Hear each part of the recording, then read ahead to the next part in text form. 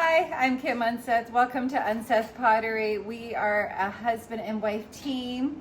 Todd works with me in the pottery studio and we live in Southwest Saskatchewan, Canada. And we just had a kiln opening over on Facebook Live and I had lots of glaze experiments in here. Some of my inspiration was from Sarah Walton. So I actually did what she does, and because I thought there's no way I'm going to remember everything. There's way too many glaze combinations. So I think I'll start with one of those first, if I can find it here. All right. So these were just mugs where the handle pulled off on the bottom, and then I use them for testers. So this one was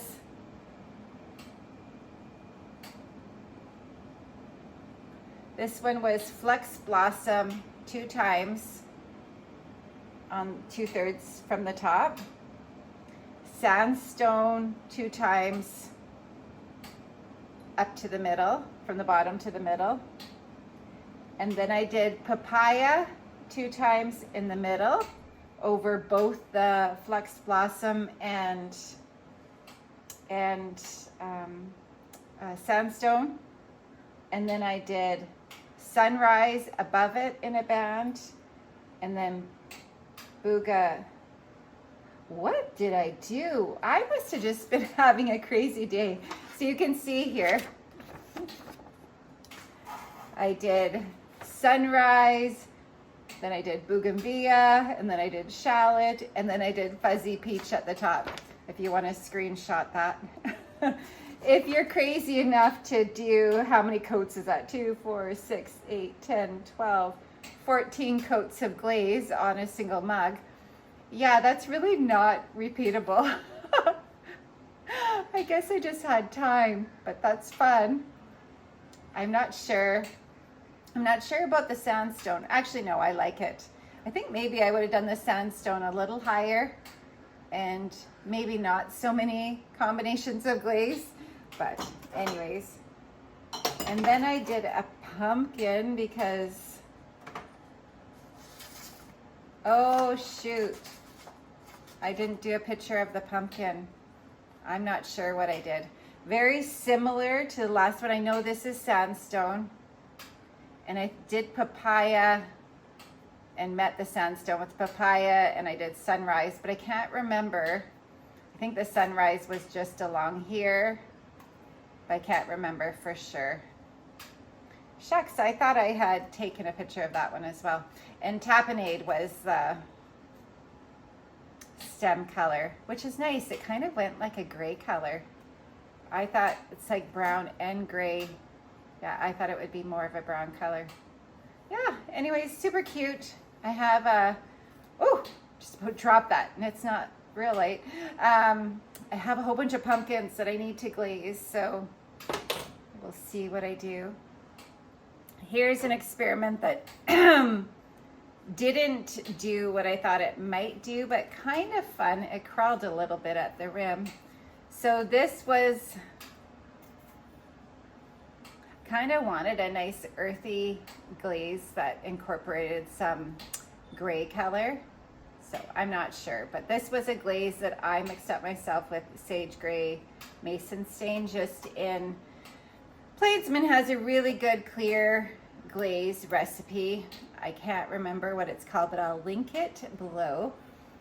And anyways, you just add stain to it. So for this glaze on the bottom here, I just, same clear base, I just add Mazarin stain to it, and it's very durable. You can usually just put other glazes on top of it. So this one I did the Sandstone, poured Sandstone underneath, and then poured this gray glaze over it.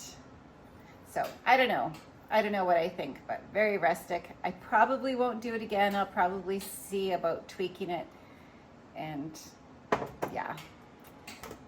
I did some woodland berry. This is winterwood, poured on, and then 3 coats of firebrick red and 1 coat of light flux over that. I did I did. So last kiln opening, last YouTube that I did, I said this glaze always turns out. So there are 3 tumblers that have blisters. I'm not sure why they blistered, but it's just because I said they always turn out. I also did a creamer in that combination, and I just line it with a white glaze. So that one was Mako White Opal. And then I did an oil decanter in that, and 4 wine cups. So I also did corn flour. That's the name of my glaze, but this is the clear glaze with Mazarin stain. So I dip it in that and pour it on the inside, and then 3 coats of floating turquoise by Spectrum, their new glaze, and then I pour blue hydrangea over top of that. So I did 4 tumblers and an oil decanter in that combination. And I did some of my Northern Lights. Oh, that one has to be redone. Some glaze was missing in the handle. I also did 2 oil decanters in that, and it is 3 coats of obsidian and 3 coats of seaweed, just kind of randomly. Another oil decanter painted on, and yeah, 4 mugs. What else did I do? So I did some experimenting just on tea dishes. So this one I wanted to see, because I like this speckled Engobe by Mako, but I wanted to see if I could get it a little bit darker. So what I did here was I put a little bit of the brown Engobe and mixed it in with the speckled white, and it just gave it kind of a tanny buff color. I like it. And then I did 3 coats of cactus green over that. So really I just wanted to see what would happen. I have some pumpkins that I painted with the same way, added a little bit of darker Engobe to the speckled white. I'll show you next time. I'm gonna glaze them today. So this one, tea dish, this glaze combination, I also did it on a spoon rest. It is 2 coats of Flex Blossom, 2 coats of Rose Quartz, and 1 of Amaryllis. So this was inspiration by Sarah Welton. She did a combination that turned out really good. And then I also did the same thing with the speckled Engobe on the bottom, and I am just loving that. Look at the drip. Actually, this drip is quite incredible as well. Yeah, love that. So I'm gonna do a whole bunch in that today. That's the plan. And then I did the same thing with the black Engobe. And yeah, I don't know which I love more. Look at the drips. And then what else did I do? I did my mango tango combination. It is papaya. I think I just did 2 coats of each this time. And tiger eye and fuzzy peach on the top. And I did tumblers in that as well.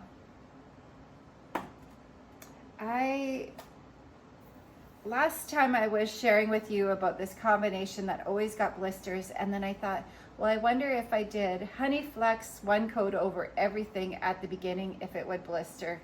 So for the most part, I think I have 1 that I have to redo, but I just did Honey Flex inside as well. And yeah, they turned out really good. So, and I like it. So I think I'll do that from now on. And I did the same thing with my sangria combination. So yeah, it's more muted, but I always have to refire it anyways. So yeah, it's not the bright color that you get from sangria, but no blisters. So I bought, probably wondering why I'm trying so hard, I bought a gallon jug of the sangria and a gallon of the kimchi. I guess I forgot to say what I did on this one. So this is winterwood poured on, one coat of honey flux over the entire thing and inside. And then I just did light flux in a band so that you'd have more of the white in here. And then 2 coats of kimchi over that and on the inside. Anyway, so I have a gallon of kimchi and a gallon of sangria. So I can't just like decide I'm not going to use that glaze anymore. I need to use that up. So what else did I do? Oh, right. So this bowl that was in the last kiln opening, I decided to refire, and yeah, then it ran.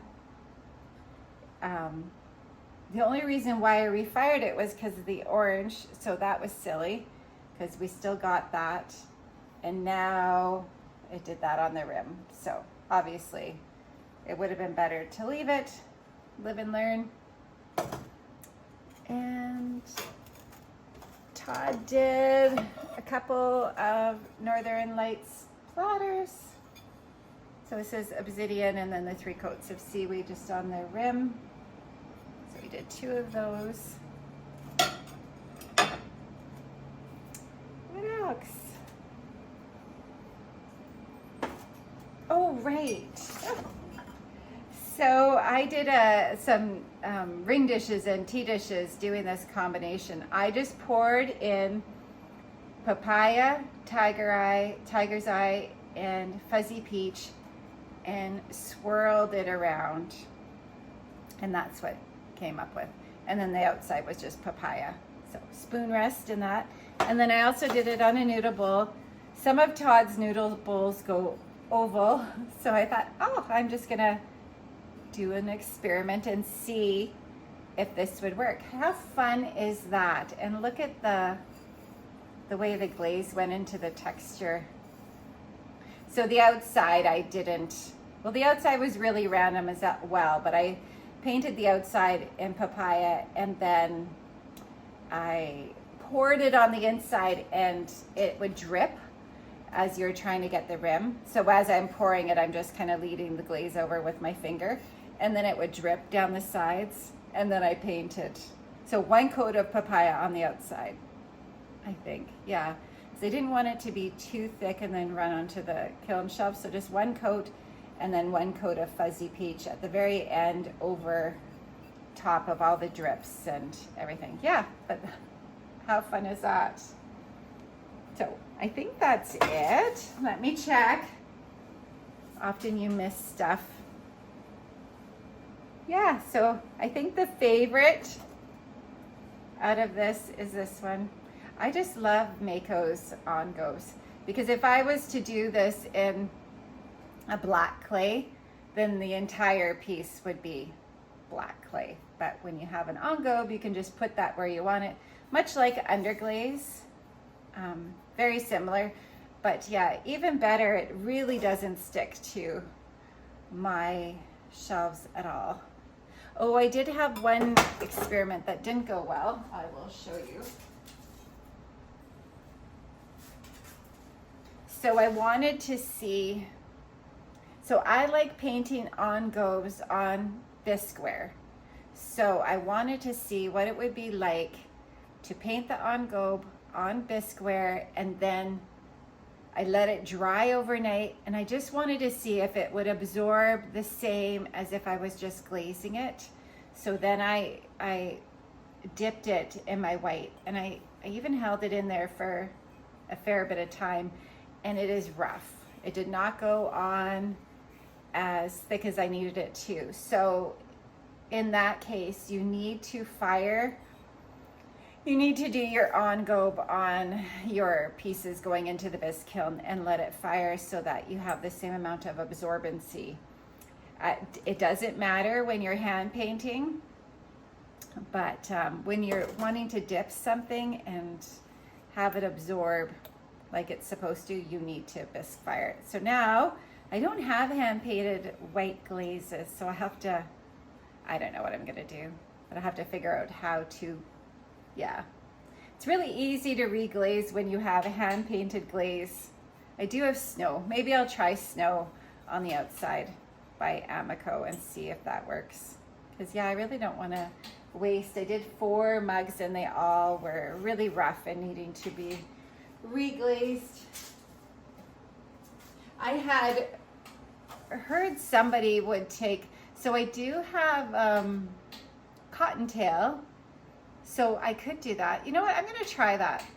I have the bisque kiln firing. I'm gonna stop my bisque kiln from firing. I'm gonna paint it with cottontail and see if that works.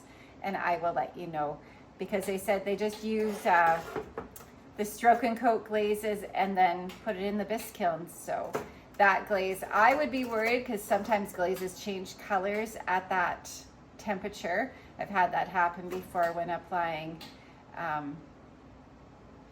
decals that you fire to bisque temperature.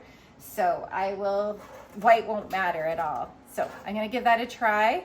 Thanks for joining me. If you liked what you saw, remember to like and subscribe, and don't be shy, leave me a comment. I love hearing from you. And yeah, I'll probably do another video on Wednesday.